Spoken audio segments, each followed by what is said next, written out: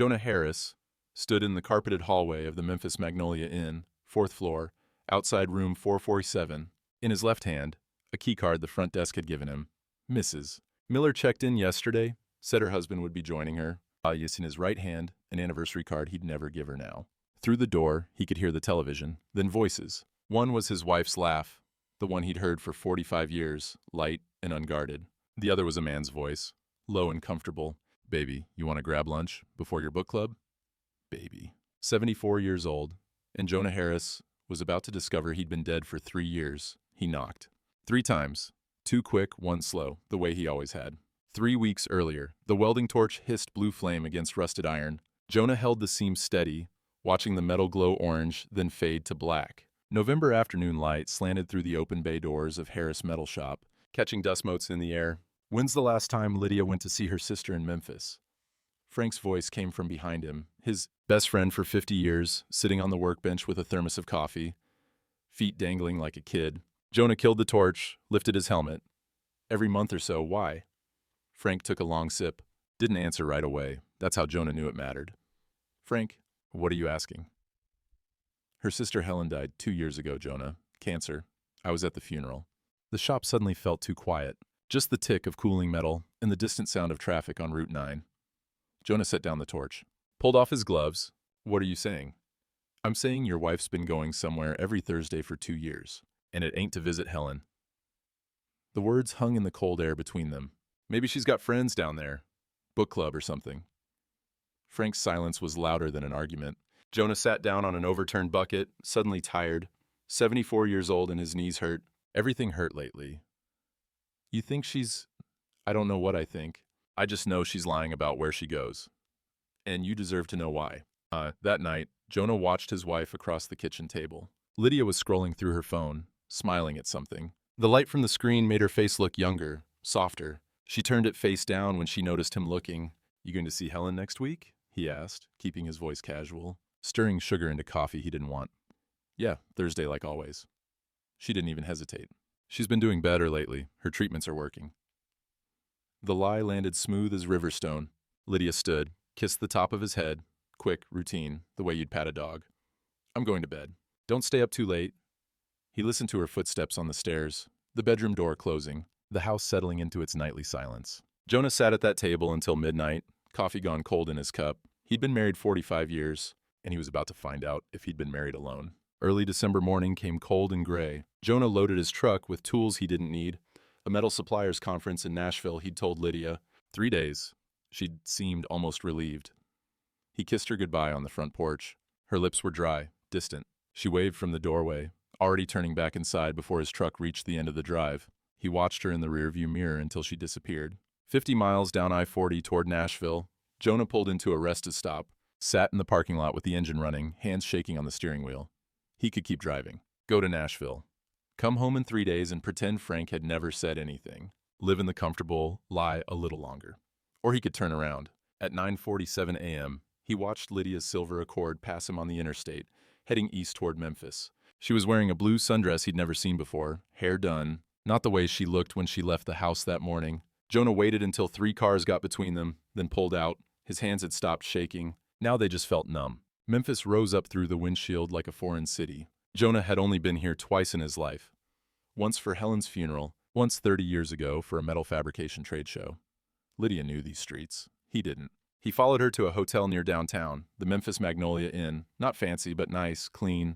The kind of place you'd stay if you wanted comfort but not attention. She parked. He pulled into a spot across the street, behind a landscaping truck, watched her get out, pull a small rolling suitcase from the trunk, walk into the lobby, like she'd done it 100 times. Because she had. Jonah sat in his truck for 2 hours. The December sun was weak and cold. He drank coffee from a thermos, gone lukewarm, watched people come and go, young couples, business travelers, a family with 2 kids fighting over an iPad. Normal people living normal lives, while his fell apart across the street. At noon, he walked into the lobby. His work boots felt too loud on the polished floor. The desk clerk was young, maybe 25, bright smile. Can I help you, sir? My wife checked in yesterday. Lydia Miller? The clerk typed, nodded. Oh, yes. Room 447. She said her husband would be joining her today. Would you like a key card? Miller, her maiden name, said her husband would be joining her. The room tilted slightly. Jonah gripped the edge of the counter. "Sir, are you all right?"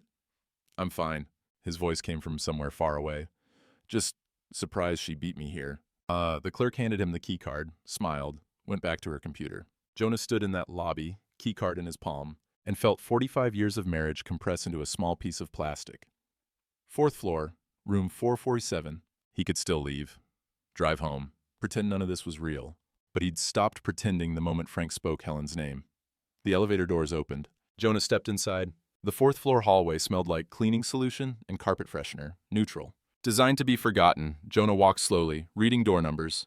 441, 443, 445. He stopped, put his hand on the doorframe to steady himself. Could hear the television inside, some talk show, audience laughter. Then voices underneath it. "Did you see the article I sent you about the Grisham exhibit?" That was Lydia, animated, excited, a tone he hadn't heard in years. "I did. We should go. Make a day of it." A man's voice, warm, easy, comfortable. "That sounds perfect. Oh, Victor, I'm so glad I found that art class. I'm glad I found you." The sound of movement, maybe an embrace, maybe a kiss. Jonah didn't want to imagine it, but his mind supplied the images anyway. "Baby, you want to grab lunch before your book club?" "Baby." Jonah's hand found the key card in his pocket. He could use it. Walk in, catch them, make it dramatic, undeniable. But something in him resisted. Some old-fashioned piece of dignity that wouldn't let him sneak. He was 74 years old, a veteran, a business owner, a man who'd never broken a promise in his life. He knocked instead, 3 times. 2 quick, 1 slow. Their pattern, the one he'd used on their bedroom door for 45 years, when his hands were full of groceries or laundry or grandkids' forgotten toys. Inside, the talking stopped. Complete silence. Then whispers, urgent, panicked. The man's voice louder. "Who is it?" Lydia, sharp and afraid. Don't answer it. Just don't." The chain rattled. The lock turned. The door opened 6 inches, still chained from inside. Lydia's face appeared in the gap, went white as January snow. "Jonah?" Her voice barely a whisper. How did you?" "Front desk gave me a key." He kept his voice level, calm, like he was talking about the weather. "Said Mr. Miller would be joining his wife. Funny thing, I didn't know you'd remarried." Behind her, movement. A man appeared, early 60s, tall, gray hair, kind face, creased with confusion, nice sweater, reading glasses hanging from a cord around his neck. He looked like somebody's favorite uncle. "Lydia? Who's this?"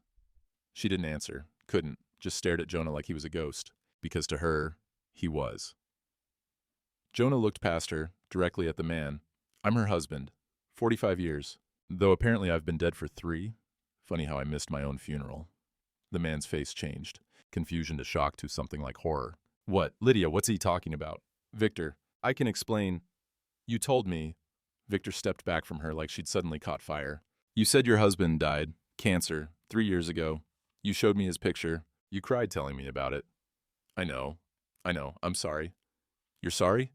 Victor's voice cracked. "I fell in love with a widow, a woman who'd lost her husband and was trying to start over. That's who I—" He stopped, looked at Jonah.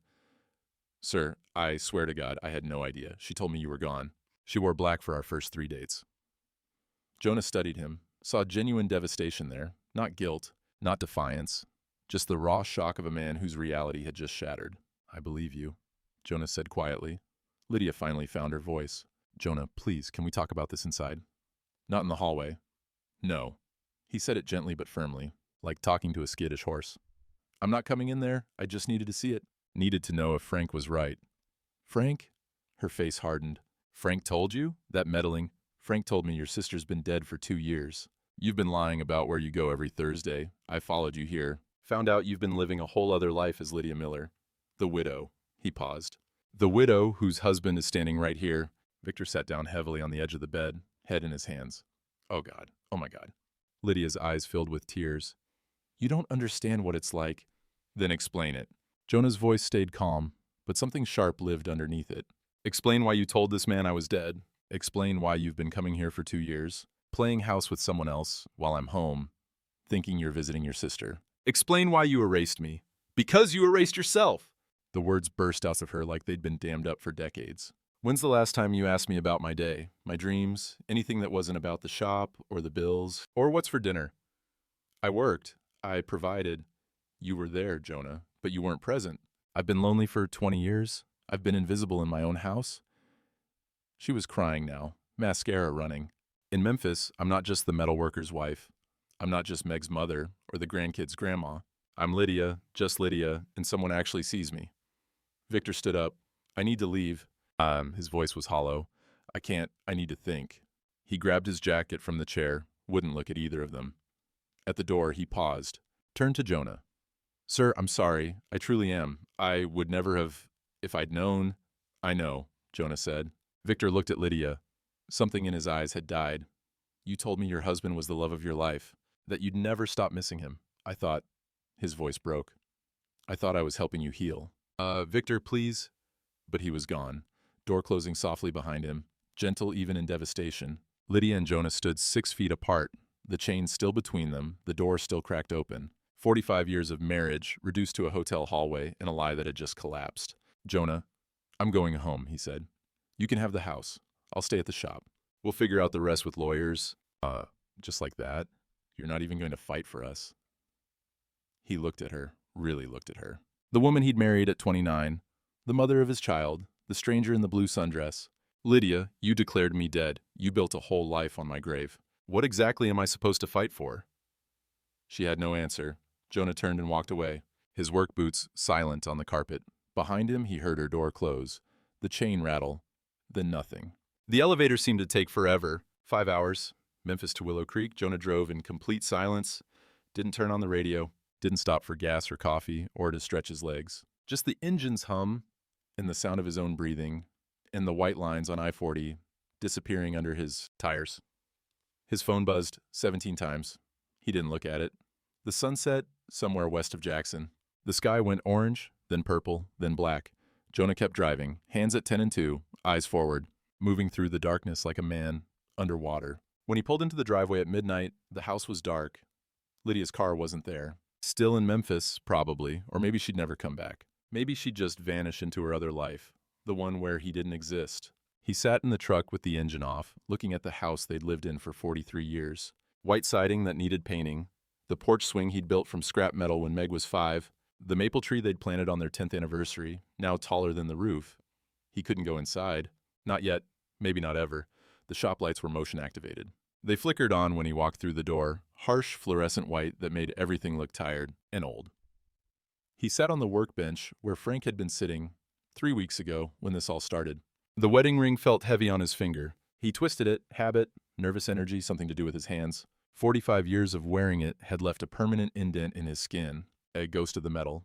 Even when it wasn't there, he pulled it off, looked at it under the lights. Gold band, worn thin in places, scratched and dented from decades of work. His father's ring before it was his, passed down, like the shop, like the land, like everything else that was supposed to last forever. He set it on the workbench. It made a tiny sound. Final. The silence in the shop was absolute.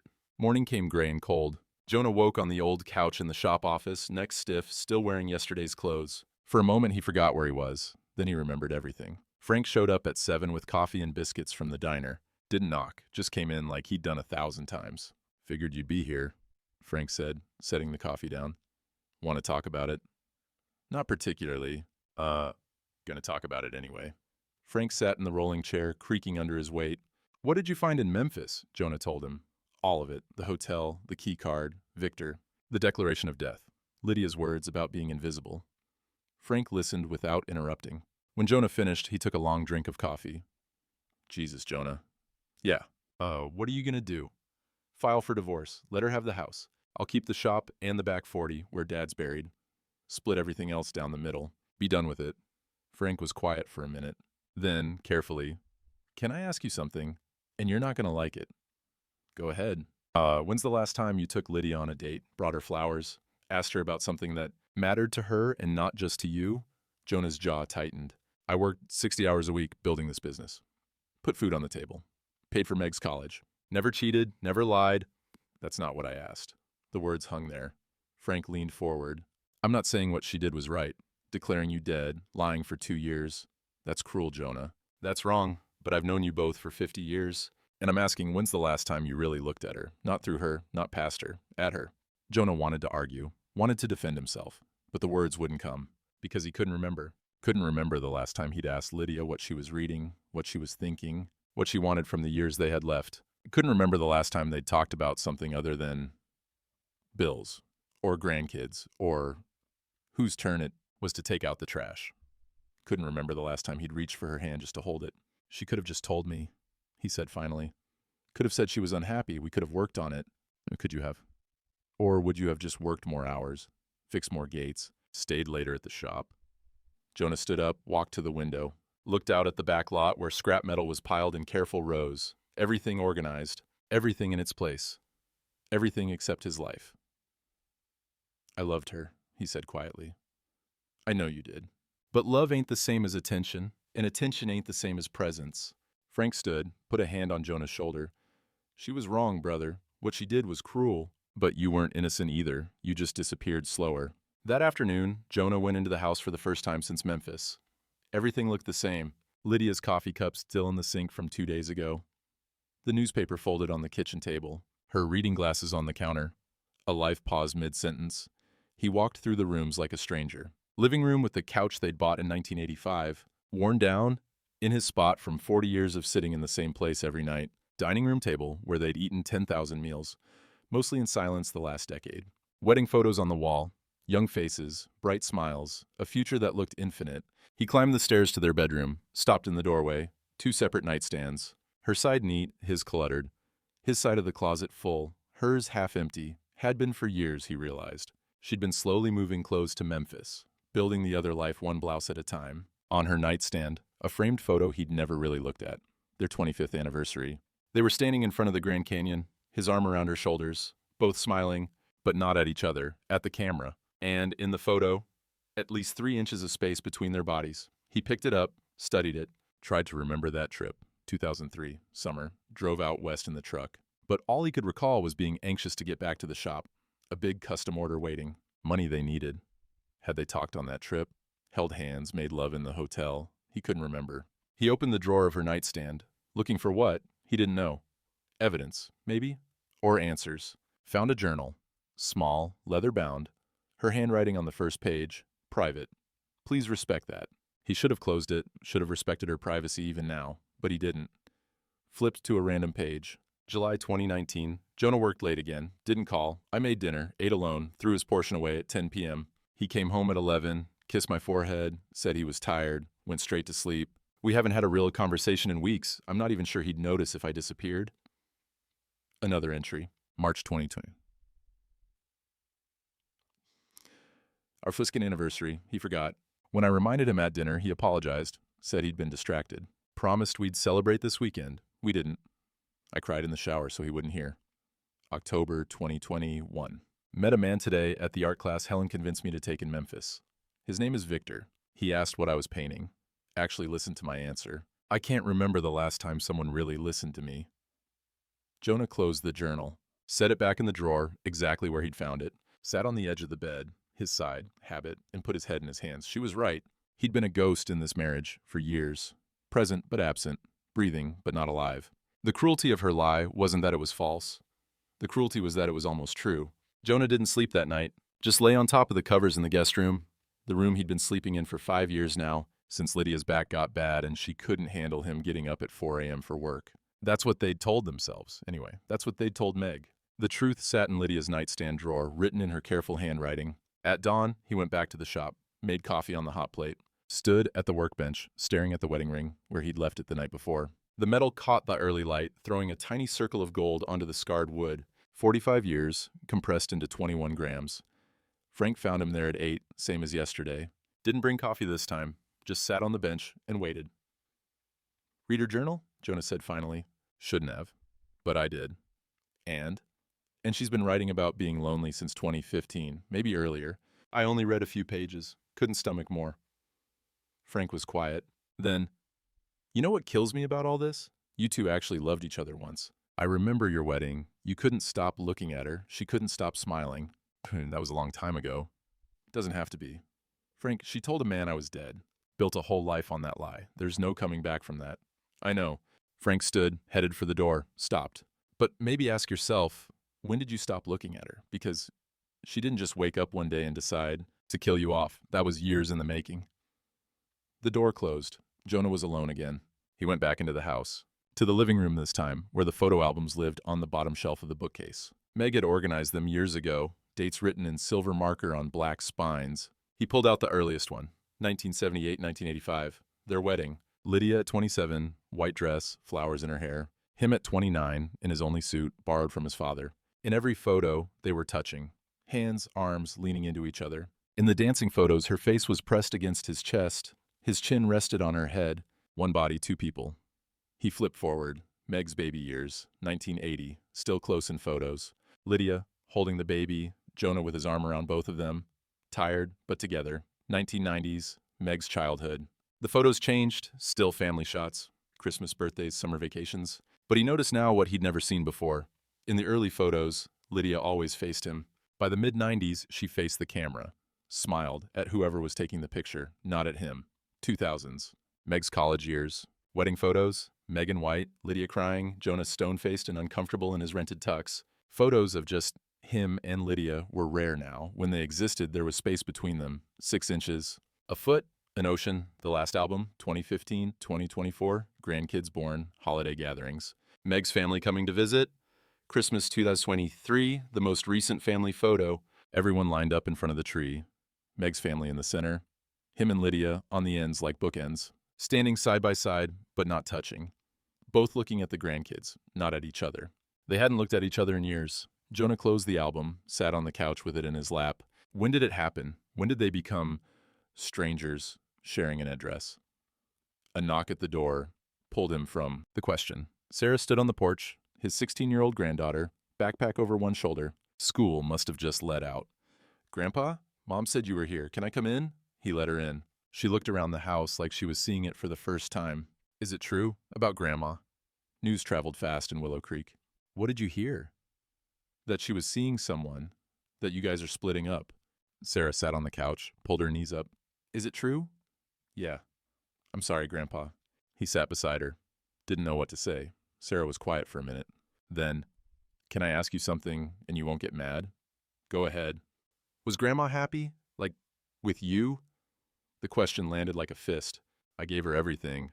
"That's not what I asked."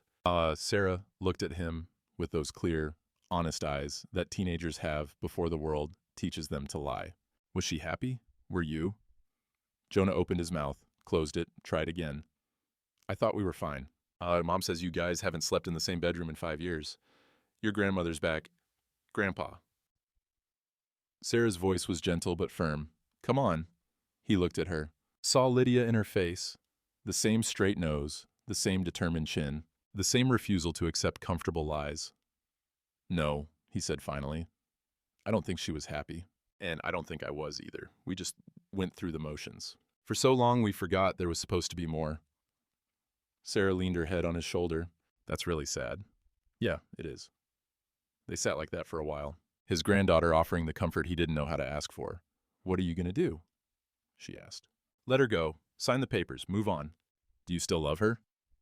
Jonah looked at the photo albums stacked on the coffee table, at the pictures on the walls, at 45 years of evidence that love wasn't enough when you stopped paying attention. "I love who we were," he said. "I don't know who we are now."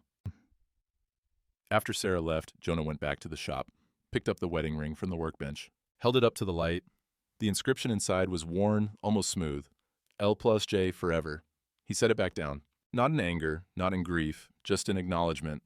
Forever had an expiration date after all. The Willow Creek Diner had been Jonah's Sunday morning ritual for 30 years.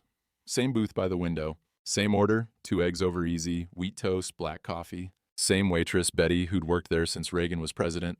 He pulled into the parking lot at 8 a.m., saw the usual trucks lined up. Frank's, Pastor Elkins, the Coopers from the farm supply store, his people, his town. He sat in his truck for 5 minutes before going in. The bell above the door chimed. Every head turned. Then the conversation stopped. Complete silence except for the clatter of dishes in the kitchen and the hiss of the grill. 20 people staring at him, with expressions ranging from sympathy to curiosity to something that looked like judgment. Betty waved him to his usual booth. Her smile was kind but careful. The way you'd smile at someone whose house just burned down. Jonah sat. The vinyl squeaked under him. Through the window, he could see his truck. And beyond it, the street where he'd lived his entire adult life. Everything familiar. Everything changed. Behind him, the whispers started. Low voices that weren't quite low enough. Heard she was in Memphis with another man. 45 years. Can you imagine? Always at that shop. Though, never saw them together. Still, to lie about it like that. Betty appeared with coffee. Poured without asking. Usual? Yeah, thanks. She hesitated. You doing okay, Jonah? Getting by. Well, you let me know if you need anything. The kindness in her voice almost undid him. He nodded, didn't trust himself to speak. 2 booths over, Margie Henderson was talking to her sister, not even trying to be quiet. I always wondered about them. Never seemed like they had much to say to each other at church. Her sister. Marriage isn't about talking, Margie. It's about commitment. Well, apparently Lydia didn't get that memo. Jonah's coffee tasted like ash. The eggs came. Perfect, like always, but he couldn't eat them. Just pushed them around the plate, watched the yolk break and run yellow across the white porcelain. He left a 20 on the table. Walked out before anyone could stop him with their well-meaning words and pitying looks. The bell chimed behind him. He didn't look back. The divorce attorney's office was in the county seat, 30 miles away. Jonah had never needed a lawyer before. Never been sued, never sued anyone. Built his whole business on handshakes and honest work. Now he sat across a desk from a woman named Patricia Chen, 60-something, sharp-eyed, expensive suit. She'd come recommended by Frank's nephew. Have you and your wife had any contact since the discovery? She asked, pin poised over a yellow legal pad. She's called. I haven't answered. That's probably wise for now. Patricia made a note. Tell me about your assets, real estate, business interests, retirement accounts. Jonah listed it all. The house, paid off 20 years ago, worth maybe $400,000. The shop and the 5 acres it sat on. Another 30 acres of farmland out back where his father was buried. 2 trucks. His 401k from the years he'd worked at the steel mill before opening the shop. Savings account with about $80,000. And your wife contributed to the household income? Not for the last 20 years. She worked part-time at the library until Meg was born, then stayed home. So you were the primary earner throughout the marriage? Yeah. Patricia looked up from her notes. Mr. Harris, in Tennessee, you're in a strong position. Marital fault matters here. Your wife committed adultery, fraud. You could pursue full custody of the marital assets, make a case she forfeits her share. No. No. She can have the house. I want the shop in the back 30 where my dad's buried. We split everything else 50-50, and no alimony either way. Clean break. Patricia set down her pen. Mr. Harris, with all respect, that's extremely generous given the circumstances. She betrayed you, lied to you. She was right about something, Jonah said quietly. I was a ghost in that marriage. Not physically, but in every way that mattered. He looked at his hands, scarred, calloused, strong hands that had built a business but couldn't hold a marriage together. Maybe if I'd paid as much attention to her as I did to that shop, we wouldn't be sitting here. That doesn't excuse what she did. No, it doesn't, but it explains it. He met Patricia's eyes. She did wrong, but so did I. Just slower, quieter, over 20 years instead of 2. Patricia was quiet for a moment, then nodded. All right, I'll draw up the papers based on those terms. It should be straightforward if she agrees. She'll agree. Back at the shop, late afternoon light slanting through the bay doors, Jonah finally made himself look at his phone. 32 missed calls, 14 voicemails, most from Meg, his daughter, 3 from Frank, 1 from Pastor Elkins, 5 from numbers he didn't recognize, probably reporters or busybodies, 5 from Lydia. He should delete them, move on, what was left to say. But he pressed play anyway. Message 1, left 3 days ago, the day after Memphis. Jonah, please call me back. Let me explain properly. It's not what you think, or it is, but there's more to it. Please, just call me. Her voice shook. He'd heard her cry maybe 5 times in 45 years. She wasn't crying now, but it was close. Message 2, 2 days ago. I know you're angry. You have every right to be. But you can't pretend this is all my fault. You left me first, Jonah. Maybe not physically, but in every other way. Do you even know what color I painted the bedroom? What books I've been reading? When my birthday is? Pause. Long enough he thought the message had ended. July 19th. Same as it's always been. You forgot 3 years in a row. Message 3. Yesterday morning. Victor ended things. Called me a liar. Said he couldn't trust a single thing we had together. So congratulations, you destroyed that too. Her voice had hardened. Anger replacing hurt. You know what's funny? He cared more about me in 2 years than you did in 20. He asked about my day. Remembered the little things. Made me feel like I existed. Message 4. Yesterday evening. I talked to a lawyer today. She says I could fight you for everything. The house, the shop, half your retirement. Drag this out for years. Make it ugly. Another pause. But I won't, because I'm tired, Jonah. I'm so tired of fighting for scraps of attention from a man who'd rather weld gates than talk to his wife. You can have your shop, your precious land, your father's grave. I'll take the house and enough to start over somewhere else. Somewhere I don't have to see your face and remember everything we wasted. Message 5. This morning. Her voice was different now. Flat, empty, all the fight gone.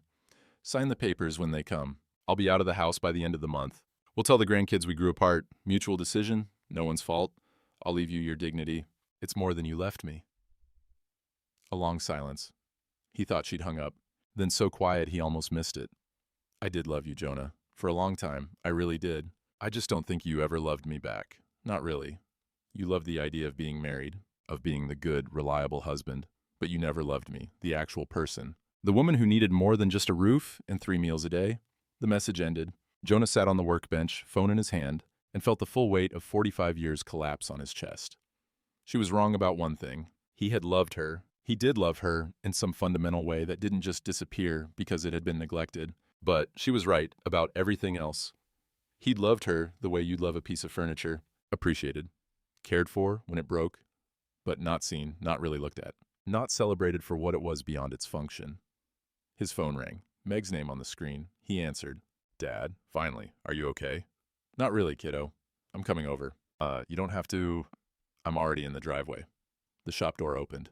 His daughter walked in, 46 years old, but looking young in her worry. She'd inherited Lydia's straight hair and his father's stubbornness. She hugged him. He let her. When's the last time you heard your mother laugh? He asked into her shoulder. The real laugh, not the polite one. Meg pulled back, looked at him with red-rimmed eyes. Dad, I don't think I've heard her really laugh since I was a kid. Maybe middle school. That's what I thought. They sat side by side on the workbench, his arm around her shoulders like she was 12 again, and not a grown woman with kids of her own. Did you know? He asked. About Memphis? No, but I knew she was unhappy. I asked her about it once, maybe 5 years ago. She said marriage isn't about happiness, it's about commitment. About doing your duty. Sounds like something my mother would have said. Yeah. Meg wiped her eyes. Dad, what are you gonna do? Let her go. It's the kindest thing left. Do you still love her?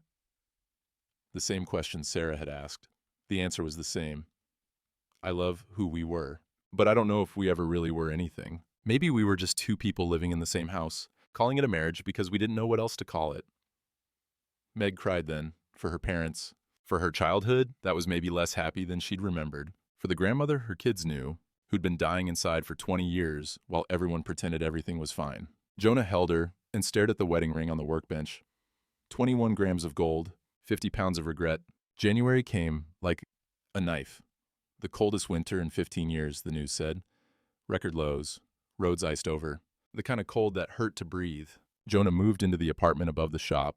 2 rooms he'd built years ago as an office space but never used.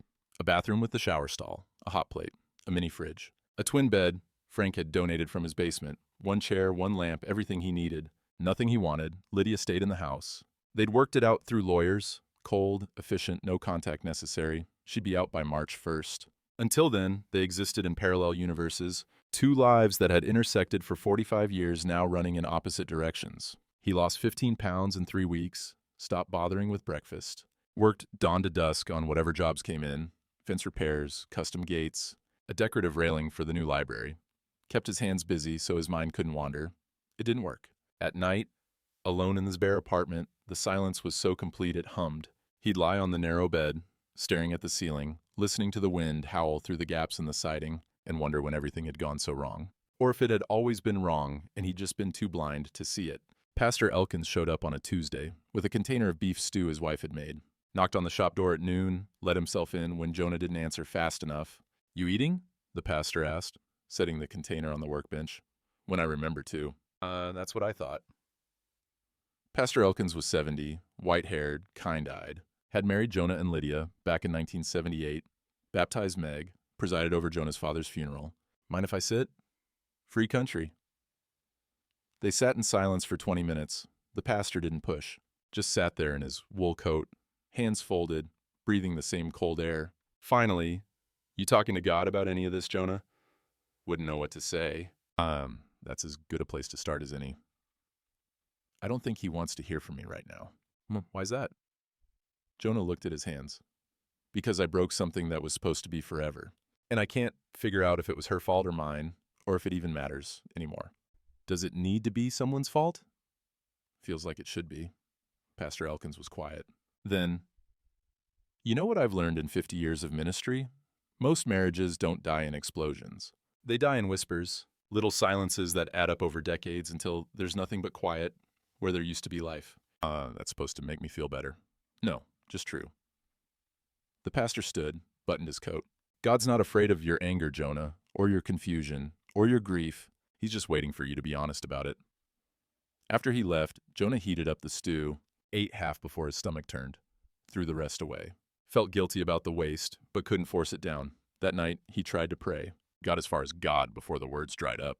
So he just sat in the dark apartment, hands folded, breathing, and hoped that was enough. Sunday morning, the third Sunday since Memphis, Jonah drove to church, parked in his usual spot at the back of the lot, watched families stream in through the double doors, couples holding hands, kids running ahead, grandparents moving slow but steady. He couldn't go in. Sat in his truck with the engine idling, heat on, listening to the muffled sound of the organ through the brick walls. Amazing Grace, Lydia's favorite hymn. A tap on his window. Tommy stood in the snow, 12 years old, wearing his Sunday clothes and a confused expression. Jonah rolled down the window. Hey, buddy. You coming in, Grandpa? Not today. Why not? Just don't feel up to it. Tommy looked back at the church, then at Jonah, made a decision, opened the passenger door, and climbed in. What are you doing? Jonah asked. If you're not going in, I'm staying with you. Tommy, your mom's going to be worried. I'll text her. The boy pulled out his phone, thumbs flying. There. Told her I'm with you. They sat in silence. The engine running, heat blowing, gospel music faint through the walls. Dad says you and Grandma are getting divorced, Tommy said eventually. That's right. Are you still my grandpa? The question hit harder than it should have. Always, buddy. That doesn't change. Ever.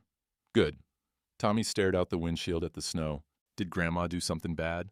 It's complicated. That's what adults say when they don't want to tell the truth. Jonah almost smiled. Yeah, guess it is. He took a breath. Your grandma and I, we stopped being good to each other. Not all at once. Just slowly, over a long time. And by the time we noticed, it was too late to fix. Like when you crack a weld wrong and have to start over. Sort of like that. Except you can't start over with people. Not really. Tommy thought about this. Are you sad? Yeah, real sad. Me too. The boy's voice was small. I liked it better when you and Grandma lived together, even if you didn't talk much. They sat until the service started. Then Tommy squeezed Jonah's hand once and went inside. Jonah drove home alone. That night, Jonah stood in the cramped bathroom above the shop and looked at himself in the mirror. 74 years old, gray beard grown longer than he usually kept it, tired eyes with bags underneath. Deep lines around his mouth from 50 years of not saying enough. When did he get old? He remembered being 29.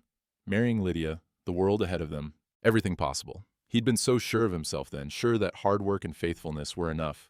That being a good provider meant being a good husband. Remembered being 45, the shop expansion, 80-hour weeks, Lydia bringing him dinner in a covered dish saying, "You're never home anymore." Him saying, "I'm building our future," without looking up from the blueprints. Remembered being 60, his father's funeral. Standing at the grave in the cold, Lydia beside him, not touching. The silence between them already calcified into habit. Where did it go? Not the marriage. He knew where that went. Died of neglect, buried under layers of routine and unspoken resentment. But where did he go? The man who'd promised to love her, in front of God and everyone. The man who'd meant it. He'd built a business, raised a daughter, paid every bill, never cheated, never lied, done everything right by the old rules, the ones his father taught him. And still. Jonah sat on the edge of the narrow bed. The mattress sagged under him. The apartment was cold, despite the space heater running in the corner. He could see his breath. This room, bare walls, single chair, hot pot plate, clothes in a duffel bag. This was what his emotional life had become. Functional, minimal. Enough to survive but not to live. He'd given Lydia the same thing. A roof, meals, bills paid. The machinery of marriage, without the soul. No wonder she'd declared him dead. In every way that mattered, he had been. Jonah didn't cry. The grief was too deep for tears. Too old. Too calcified. He just sat there, in the cold apartment above his shop, hands on his knees, breathing in and out, and felt the full weight of 45 wasted years settle into his bones. Outside, The wind howled through the darkness like something lost and looking for home. February came with snow that wouldn't stop. 6 inches, then another 8, the whole town buried in white. Jonah was in the shop working on a custom gate for the elementary school when his phone rang. Unknown number, Memphis area code. He almost didn't answer, but something made him press the green button. "Mr. Harris?" A man's voice, careful, formal. "This is Victor, from Memphis. We met at the hotel." Jonah set down his welding torch. "What do you want?" "I know I'm the last person you want to hear from." Victor spoke quickly, like he was afraid Jonah would hang up. "But I need to tell you something. About Lydia." "I don't want to talk about... She's sick."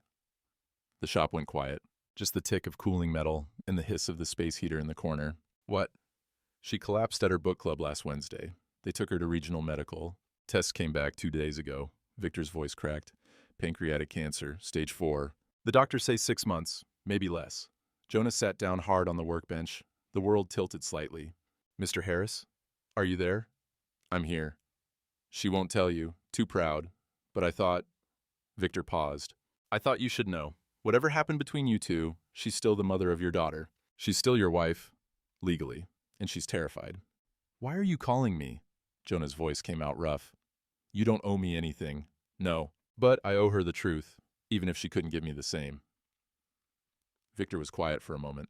"I loved her, Mr. Harris. Maybe I still do, but loving someone means wanting what's best for them, even when it's not you. She needs her family. She needs you." The call ended. Jonah sat in the silence, staring at his phone. 6 months, 45 years of marriage, 6 months of dying. He could ignore it, stay in his shop, sign the papers, let her family handle it. She'd lied to him, betrayed him, declared him dead. He owed her nothing. But the image rose in his mind. Lydia alone in a hospital room, scared, facing the end without the one person who'd been there for most of her life. Even if that person had been there wrong. He grabbed his coat. The drive to Memphis took 4 hours through the snow. I-40 barely plowed, trucks crawling, the sky gray and low and threatening more. Jonah's hands were steady on the wheel. He didn't let himself think, just drove. Regional Medical Center rose up like a white monument on the east side of the city. Jonah parked in the visitor lot, sat in the truck for 10 minutes, building up the courage to go inside. The lobby smelled like antiseptic and cafeteria food. He found Meg at the bank of elevators, looking exhausted. "Dad?" Her face registered shock. "How did you..." "Someone called. Told me she was sick. How bad is it?" Meg's eyes filled with tears. "Bad. They caught it late. It's everywhere. Liver, lungs. They're starting her on chemo, but the oncologist says it's palliative. Just buying time." Where is she?" "5th floor, room 512. Meg grabbed his arm. "Dad, are you sure? She's not herself. The cancer, the shock of the diagnosis, she keeps apologizing for everything, over and over. I need to see her." They rode the elevator in silence. The doors opened on the oncology floor, too bright, too quiet, the kind of quiet that came from people trying not to disturb the dying. Room 512 was at the end of the hall. Jonah stopped outside the door. Through the window he could see her, small in the hospital bed, IV in her arm, hair thinner than he remembered. She was staring at the television without watching it. "You don't have to do this," Meg whispered. "Yeah, I do." He knocked softly, went in. Lydia turned her head. When she saw him, her face collapsed. Tears came immediately. "Jonah." His name came out broken. "I'm sorry. I'm so sorry." He pulled the chair close to the bed, sat down, didn't touch her, but he was there. "Who told you?" she asked, wiping her eyes with the back of her hand. "Victor." "Victor called you?" She looked genuinely surprised. "Why would he..." "Because he's a better man than either of us gave him credit for." Lydia let out a sound between a laugh and a sob. "I destroyed that too. He won't take my calls. Said he can't trust anything we had, and he's right. I built our whole relationship on a lie." They sat in silence. The machines beeped. The TV played something neither of them watched. Outside the window, snow was starting to fall again. "Why are you here?" Lydia asked finally. "After everything I did." Jonah looked at his hands, scarred, calloused, the permanent indent where his wedding ring used to be. "Because you're sick, and you're scared, and you're the mother of my child. That's not a reason. It's the only reason I've got right now." He met her eyes. "I'm angry, Lydia. I'm hurt, and I don't forgive you. Not yet. Maybe not ever." She nodded, crying quietly. "But you're dying, and I'm not going to let you do it alone. Not when I could have done something about it." Why? I declared you dead. Told everyone you were gone. Built a whole life on erasing you." "I know." His voice was quiet but steady. "But being right doesn't matter as much as being human. And humans show up, even when it hurts. Lydia reached for his hand. He let her take it. Her fingers were cold, thin, the bones too prominent. I wasted our marriage, she said. We both did, just in different ways. If we could do it over, we can't. That's the whole point. He squeezed her hand once. But we've got now, however long now is. We can try to get that right, at least. She cried harder then. He sat with her, holding her hand, not saying anything, just present. Finally, actually present. When Meg came back an hour later, she found them like that. Not reconciled, not forgiven, but together in the way that mattered most, just showing up. Over the next 3 weeks, Jonah drove to Memphis every Tuesday, Thursday, and Saturday, sat with Lydia through chemo sessions, held the basin when she was sick, read her the newspaper when her eyes were too tired, didn't talk much, just stayed. She told him things she'd never said in 45 years, about feeling invisible, about her dreams of taking art classes, traveling, being more than just Jonah's wife, about the loneliness that had eaten at her for decades until she couldn't stand it anymore. He listened, really listened, didn't defend himself or explain or justify, just heard her. One night, snow falling outside the hospital window, she said, I wasted our marriage, didn't I? We both did, just in different ways. If we'd talked, if I'd told you how I felt instead of running to Memphis, if I'd asked instead of assuming everything was fine. Jonah shifted in the uncomfortable hospital chair. We can't go back, Lydia. Can't fix what we broke. We can only be honest about it now. Does it matter, being honest when it's too late? Yeah, I think it does. Not for us, maybe, but for Meg. For the grandkids, so they don't make the same mistakes. Lydia looked at him, really looked at him, for the first time in years. You're a good man, Jonah Harris. I forgot that. Or maybe I never let myself see it. I was a ghost in our marriage. You were right about that. But you're here now. That counts for something. Outside, the snow fell soft and endless. Inside, two people who'd wasted 45 years together tried to be honest in the time they had left. It wasn't redemption, but it was something. March came with the first warm day. Fall spring, the old-timers called it. Temperature hit 55. And the snow started melting, water running in rivulets down the gutters, the world turning muddy and raw. Lydia moved to hospice on a Wednesday. The doctors had done what they could. The chemo wasn't working. The cancer was faster than the medicine. 6 months had become 3, then 6 weeks, then any day now. Jonah got the call from Meg. She's asking for you. And the kids. She wants to say goodbye. He picked up Sarah and Tommy after school. They were quiet in the truck, both understanding what this trip meant. Is Grandma gonna die? Tommy asked from the back seat. Yeah, buddy. Probably soon. Are you sad? Jonah thought about it. Yeah, but not the way you'd think. I'm sad about all the years we wasted. But I'm glad she's not in pain anymore. Sarah, 16 and trying to be brave, wiped her eyes. Is it okay that I'm mad at her for lying to you? Yeah, that's okay. You can be mad and sad at the same time. People are complicated like that. And the hospice was nicer than the hospital. Softer light, warmer colors. Volunteers who smiled instead of rushing past. But it still smelled like death. That particular combination of disinfectant and flowers and something underneath neither could quite mask. Room 8. The door was open. Lydia looked impossibly small in the bed. 72 years old, but looking 90.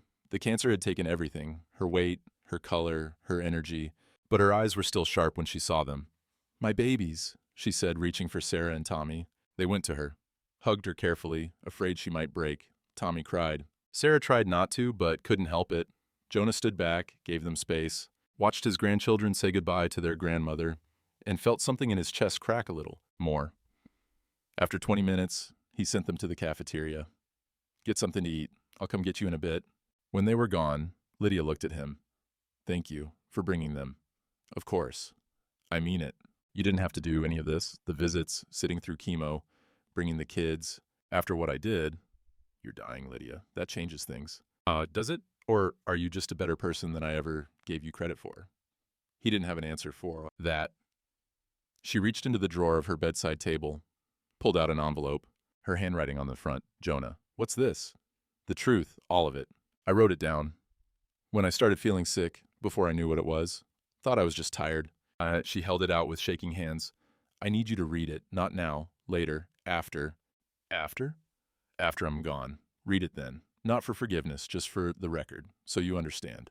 Jonah took the envelope, felt the weight of pages inside. There's something else, Lydia said. A question I need to ask you. Go ahead. Do you hate me? He thought about it. Really thought.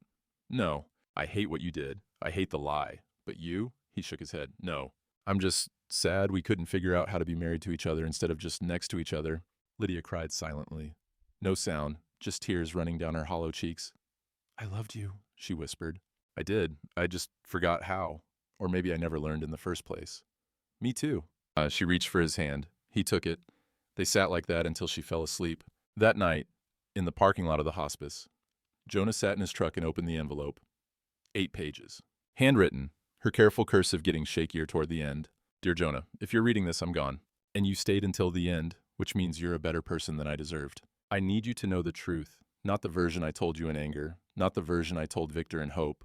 The whole truth. I stopped loving you in 1995, or maybe I never stopped, but I stopped feeling loved. That's when Meg went to college, and suddenly it was just us in that big house, just us at the dinner table, just us in bed, not touching, staring at opposite walls. I waited for you to notice, to ask what was wrong, to reach for me. You never did. I started going to Memphis in 2015. Not to see Helen. You're right. She'd been dead 2 years by then. I went because I needed to be someone other than Jonah's wife.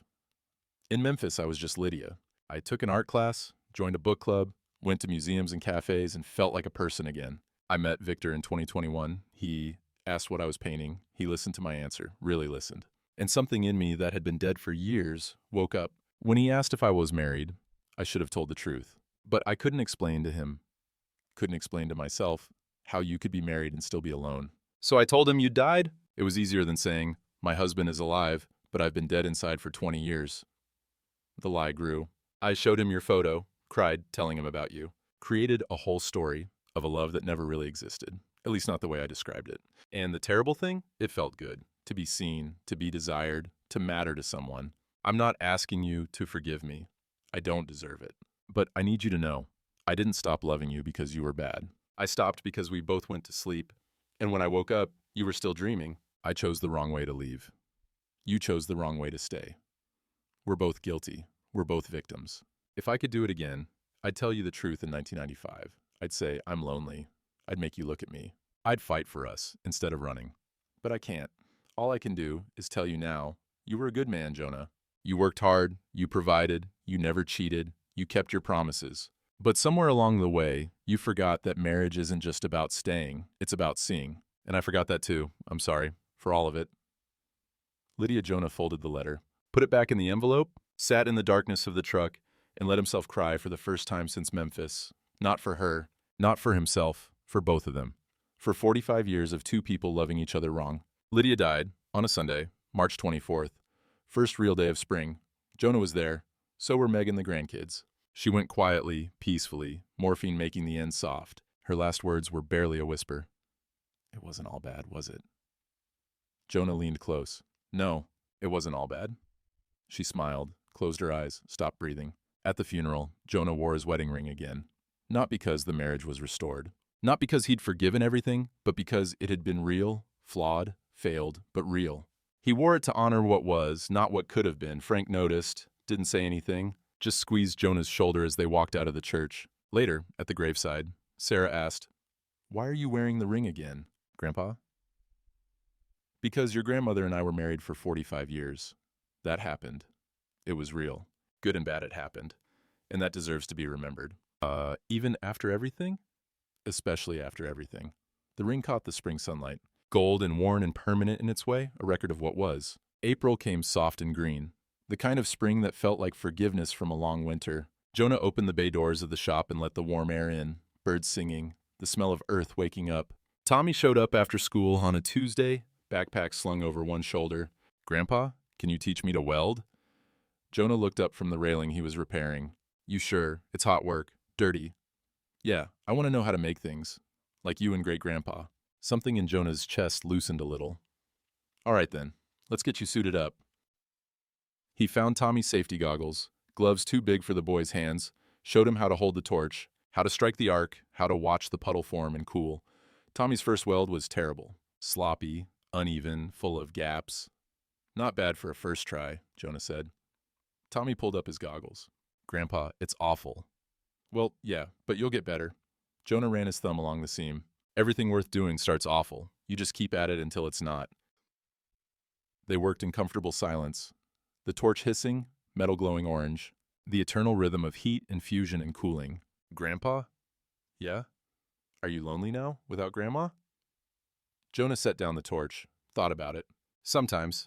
But being alone isn't the same as being lonely. What's the difference? Lonely is when you're with someone and still feel empty. Alone is when you're by yourself and feel whole. He looked at Tommy. Does that make sense? Not really. Jonah smiled. First real smile in months. You'll understand when you're older. That's what old people say when they can't explain something. Tommy laughed. The sound was light and young and full of future. They worked until the sun started setting. Tommy's welds got marginally better. Jonah's back hurt from bending over, but it was a good hurt. The kind that came from useful work and passing something down. Same time Thursday? Tommy asked, pulling off the gloves. Same time Thursday. And after the boy left, Jonah stood in the open bay door and watched the sunset paint the sky orange and purple. Spring smelled like possibility, like starting over, like maybe life wasn't finished with him yet. Frank showed up Friday with 2 beers and permission from his wife to stay out past dark. They sat on the workbench, legs dangling, drinking slowly and watching the last light fade. You doing okay? Frank asked. Getting there. That's what you said last month. Well, I'm a little further along the road now. Frank nodded, took a sip. You know what the dumbest part of all this is? What's that?